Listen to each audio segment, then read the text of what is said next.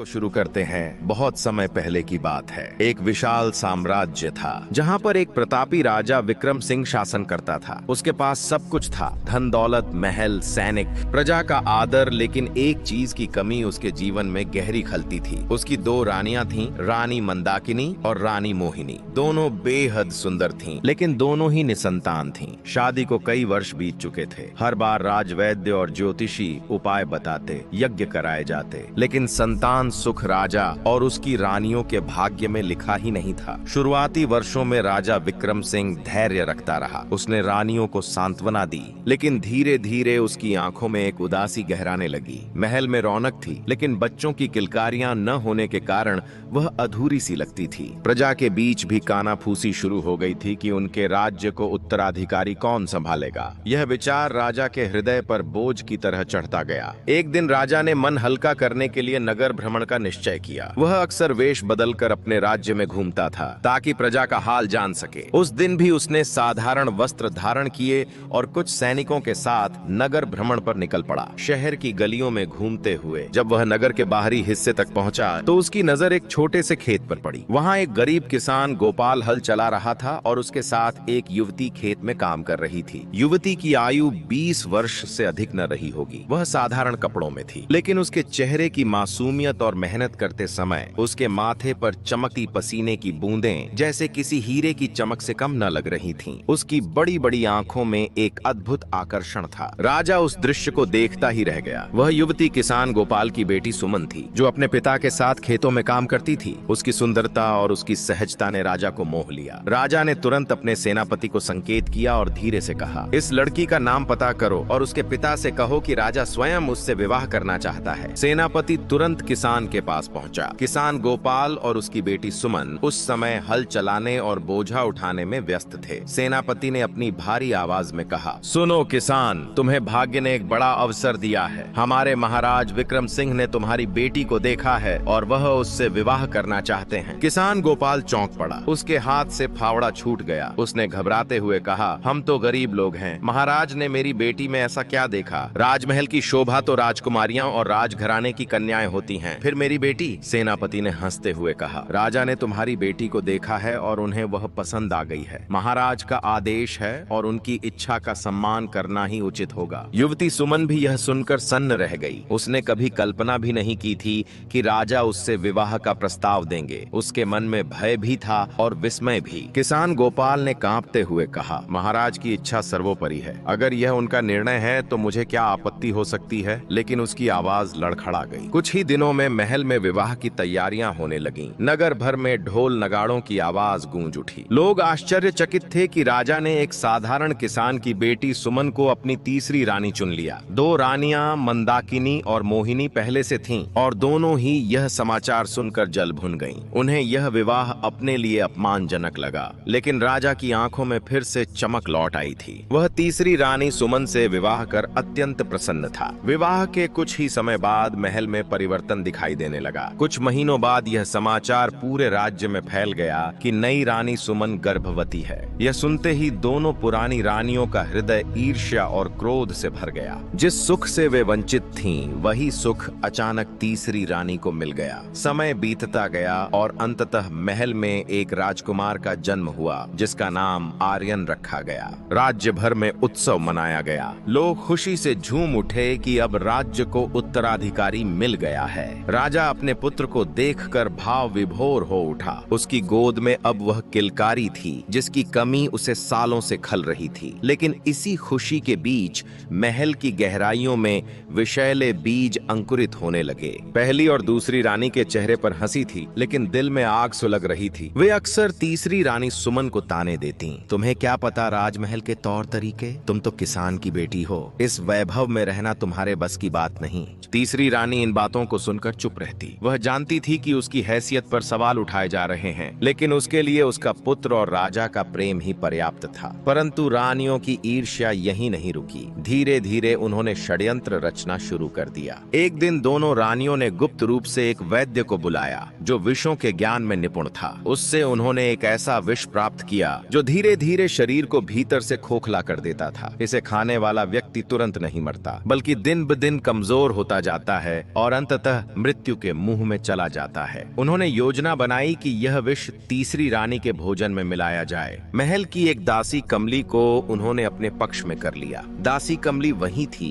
जो रानी का भोजन तैयार करती थी। धीरे धीरे हर दिन भोजन में हल्का सा विष मिलाया जाने लगा। शुरुआत में कोई बदलाव नजर नहीं आया, लेकिन कुछ ही हफ्तों बाद तीसरी रानी की तबीयत बिगड़ने लगी। वह बार बार बीमार पड़ने लगी। उसका चेहरा पीला पड़ गया, शरीर कमजोर हो गया। राजा चिंतित हो उठा। उसने राजवैद्य को बुलाया। राजवैद्य ने तमाम जड़ी बूटियां और उपचार किए, लेकिन कोई लाभ नहीं हुआ। दिन ब दिन रानी की हालत बिगड़ती गई। वह बिस्तर से उठने में भी असमर्थ हो गई। राजा दिन रात उसके पास बैठा रहता, उसका हाथ थामे आंसू बहाता, लेकिन नियति को कुछ और ही मंजूर था। अंततः एक रात तीसरी रानी सुमन ने अंतिम सांस ली। महल में मातम छा गया। राजा टूटकर बिखर गया। जिस स्त्री ने उसके जीवन को पूर्ण किया था, वही अब सदा के लिए उसे छोड़कर चली गई थी। लेकिन यह षड्यंत्र यहीं खत्म नहीं हुआ था। दोनों पुरानी रानियां अब भी शांत नहीं हुई थीं। उनके मन में यह क्रोध जल रहा था कि राजा ने उनके रहते किसान की बेटी को चुना और उससे संतान पाई। अब उन्होंने सोचा,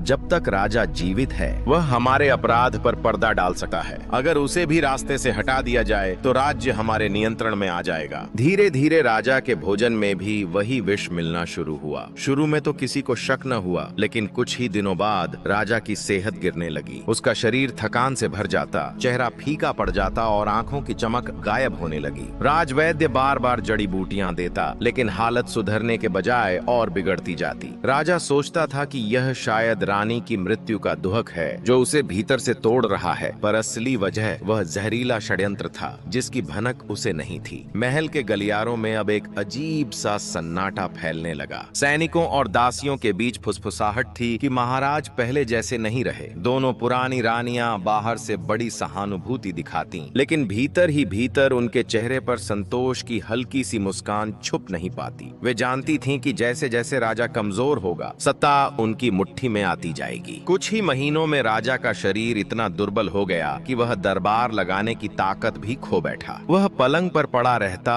और बार बार अपने छोटे बेटे आर्यन को देखने की इच्छा करता। राजकुमार अभी बहुत छोटा था, मासूम सा, अपनी माँ के बिना अधूरा। जब भी राजा उसे गोद में लेता, उसकी आंखों से आंसू बहने लगते। वह सोचता, अगर मैं न रहा तो इस नन्हे राजकुमार का क्या होगा। लेकिन नियति ने अब उसका समय पूरा कर दिया था। एक रात जब महल सो रहा था, राजा की सांसें धीमी होती गईं और आखिरकार उसने अंतिम सांस ली। सुबह होते ही खबर पूरे राज्य में फैल गई कि महाराज विक्रम सिंह का देहांत हो गया है। शोक की लहर दौड़ गई, लेकिन महल के भीतर दोनों रानियों के मन में यह एक जीत थी। वे सोच रही थीं, अब रास्ता साफ है, राजकुमार को भी खत्म कर देंगे और फिर राज सिंहासन हमारा होगा। महल की दासियों में से एक दासी कमली थी जो चुपचाप सब कुछ देखती आ रही थी। वही दासी जो तीसरी रानी का भोजन तैयार करती थी और जिसे मजबूरी में रानियों का आदेश मानकर विष मिलाना पड़ता था। उसने राजा के भोजन में भी वही जहर मिलते हुए देखा था। उसके दिल पर बहुत बोझ था। जब तीसरी रानी मरी,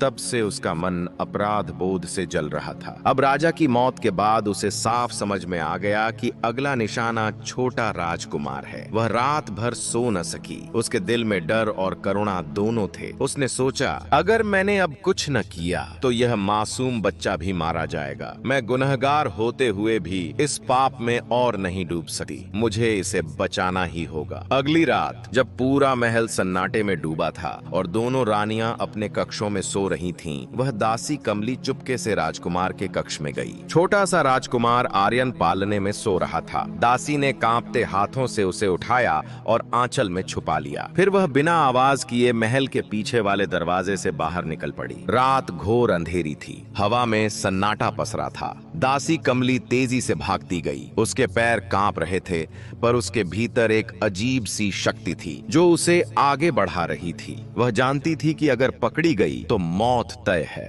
लेकिन उसने सोचा, अगर मैं डर गई तो यह बच्चा मर जाएगा। मुझे अपनी जान की परवाह नहीं, लेकिन इसे बचाना है। घंटों पैदल चलने के बाद वह जंगल के भीतर पहुंच गई। वहां ऊंचे ऊंचे पेड़, अंधेरा और जंगली जानवरों की आवाजें गूंज रही थीं। वह थक चुकी थी, पर उसने राजकुमार को कसकर सीने से लगाया और एक बड़े पेड़ की जड़ के पास बैठ गई। धीरे धीरे सुबह हुई, पक्षियों की चहचहाट गूंजी। दासी ने चारों ओर देखा। जंगल घना था, लेकिन यहाँ उन्हें कुछ समय तक कोई ढूंढ नहीं पाएगा। उसने तय कर लिया कि वह अब महल कभी नहीं लौटेगी। वह यहीं बच्चे को पाल पोस कर बड़ा करेगी। दिन बीतते गए। दासी कमली ने जंगल के किनारे एक छोटा सा झोपड़ा बना लिया। खाने के लिए जंगली फल, कंदमूल और नदी का पानी था। राजकुमार आर्यन धीरे धीरे बड़ा होने लगा। उसकी आंखों में वही चमक थी जो राजा की आंखों में थी। उसकी मासूम मुस्कान दासी के लिए जीवन का आधार बन गई। दासी अक्सर सोचती, अगर यह बच्चा बड़ा होकर सच जानेगा तो क्या होगा? क्या वह कभी अपने पिता का बदला लेगा? क्या उसे पता चलेगा कि उसकी माँ को किसने मारा, उसके पिता को किसने मारा? इन सवालों से उसका दिल कांप उठता, लेकिन वह यह भी जानती थी कि सच छुपाया नहीं जा सकता। जंगल में उसका जीवन कठिन था। कभी कभी जंगली जानवर पास आ जाते, कभी भोजन की कमी हो जाती, लेकिन दासी हर हाल में राजकुमार को सुरक्षित रखती। उसने अपने मन में ठान लिया था कि चाहे कितनी भी मुश्किलें आएं, वह इस बच्चे की रक्षा करेगी। राजमहल में एक अलग ही खेल चल रहा था। दोनों रानियां अब सत्ता पर पूरी तरह काबिज होना चाहती थीं, लेकिन राज्य के मंत्री और सेनापति परेशान थे कि उत्तराधिकारी कहाँ है। वे जानते थे कि राजा का बेटा जीवित था, पर अचानक उसका कोई अता पता न था। रानियों ने झूठ फैलाया कि बच्चा बीमारी से मर गया है। प्रजा शोक में डूब गई, लेकिन बहुतों के मन में शक भी था। उधर जंगल में वह बच्चा हर दिन मजबूत होता गया। दासी कमली ने उसे कहानियां सुनाकर, ज्ञान सिखाकर और प्रकृति के बीच पाल पोस कर बड़ा करना शुरू कर दिया। उसने उसे सिखाया कि दूसरों की मदद कैसे करनी चाहिए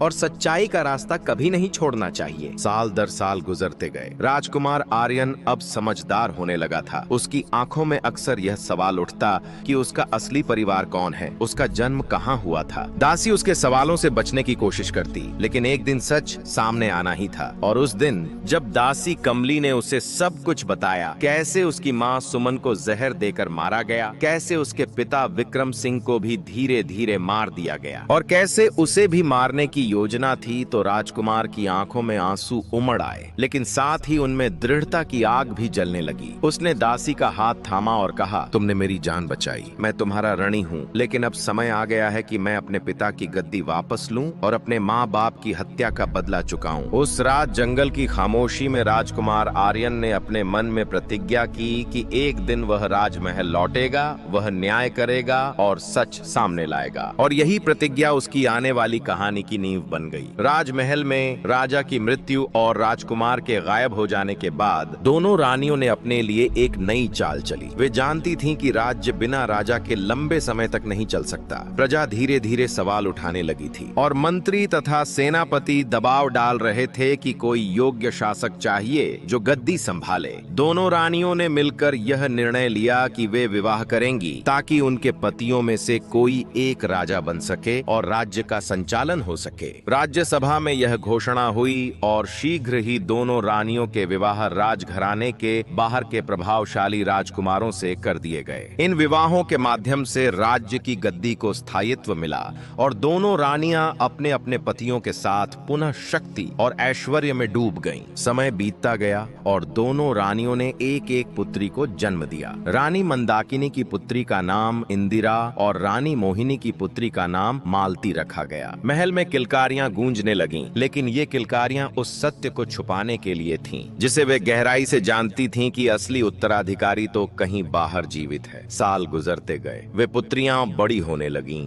दोनों राजकुमारियां इंदिरा और मालती बेहद सुंदर, विदुषी और साहसी निकलीं। उन्हें महल में उत्तम शिक्षा दी गई। इसी बीच जंगल में वह राजकुमार आर्यन, जिसे दासी कमली ने बचाया था, अब युवक बन चुका था। उसका शरीर बलिष्ठ था, आंखों में वही तेज था जो उसके पिता की आंखों में था। दासी ने उसे मेहनत, परिश्रम और संघर्ष की राह पर पाला था। उसने जंगल में रहते हुए शिकार करना, घोड़े पर सवारी करना, तलवार चलाना सब सीख लिया था। राजकुमार अब किसी भी योद्धा से कम नहीं था। एक दिन दासी कमली ने उसकी ओर देखा और कहा, अब समय आ गया है कि तुम अपनी पहचान पाओ। तुम्हारे पिता राजा थे, तुम्हारी माँ को महल की रानियों ने मार डाला और तुम्हें भी मरवा देती अगर मैंने न बचाया होता। तुम्हारा अधिकार है उस गद्दी पर और अब राज्य को तुम्हारी जरूरत है। राजकुमार ने गहरी सांस ली। वर्षों से उसके दिल में जो प्रतिज्ञा थी वह अब अंगार बन चुकी थी। उसने निश्चय किया कि वह अब महल लौटेगा। उसने सेनाएं इकट्ठी की, गांव-गांव जाकर अपनी सच्चाई बताई। लोग उसकी शक्ल देखकर दंग रह जाते, क्योंकि वह अपने पिता की सूरत से हूबहू मिलता था। धीरे धीरे प्रजा का समर्थन उसके पीछे खड़ा हो गया। जब यह समाचार महल पहुंचा कि असली राजकुमार आर्यन जीवित है और अब वह वापस लौट रहा है, तो दोनों रानियों के होश उड़ गए। वे समझ गईं कि अब उनका खेल खत्म होने वाला है। लेकिन राजकुमार ने बदला लेने में जल्दबाजी नहीं की। उसने पहले दरबार में आकर सबके सामने अपना परिचय दिया। उसने बताया कि उसकी माँ और पिता को किस तरह जहर देकर मारा गया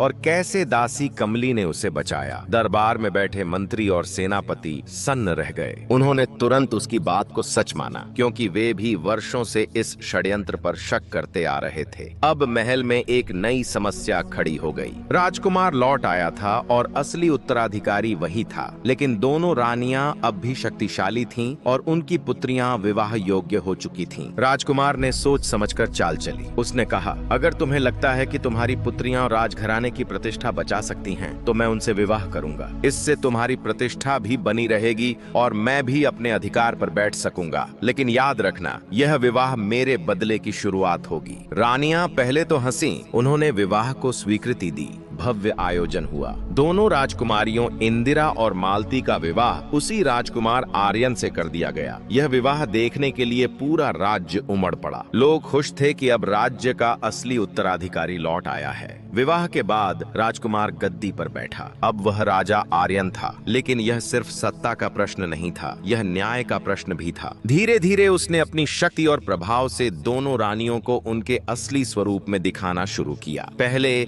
उसने उनके सारे अधिकार छीन लिए। जो ऐश्वर्य और वैभव वे वर्षों से भोग रही थीं, वह उनसे वापस ले लिया गया। नई रानियां यानी उनकी पुत्रियां इंदिरा और मालती अब उसके साथ थीं। वे अपने पति के न्याय प्रिय और साहसी व्यक्तित्व को देखकर उससे प्रभावित थीं। वे जानती थीं कि उनके जीवन के लिए यह विवाह मजबूरी नहीं बल्कि नियति थी। उन्होंने भी अपने पति का साथ दिया। राजा आर्यन ने दरबार में खुलेआम घोषणा की, इन दोनों स्त्रियों मंदाकिनी और मोहिनी ने मेरे माता पिता की हत्या की। इन्होंने राज्य को छल से चलाया, लेकिन मैं इन्हें मौत की सजा नहीं दूंगा, क्योंकि इनके अपराधी होने का सबसे बड़ा प्रमाण इनके अपने जीवन की बर्बादी होगी। मैं इन्हें इस महल से बाहर निकालता हूँ। ये अब शाही स्त्रियां नहीं रहेंगी बल्कि सामान्य जीवन जिएंगी और यही इनका असली दंड होगा। रानियां कांप उठीं। जिन स्त्रियों ने सालों तक सत्ता और ऐश्वर्य भोगा था, वे अब अपमानित होकर दरबार से बाहर निकाली गईं। महल की सारी दासियां और सैनिक उन पर थूकने लगे। प्रजा उन्हें श्राप देने लगी। उनके चेहरे से घमंड का नकाब उतर चुका था। राजकुमार ने उनकी पुत्रियों यानी अपनी पत्नियों इंदिरा और मालती से कहा, तुम्हारी माताओं ने अपराध किया, लेकिन तुम निर्दोष हो। तुम मेरी पत्नियां हो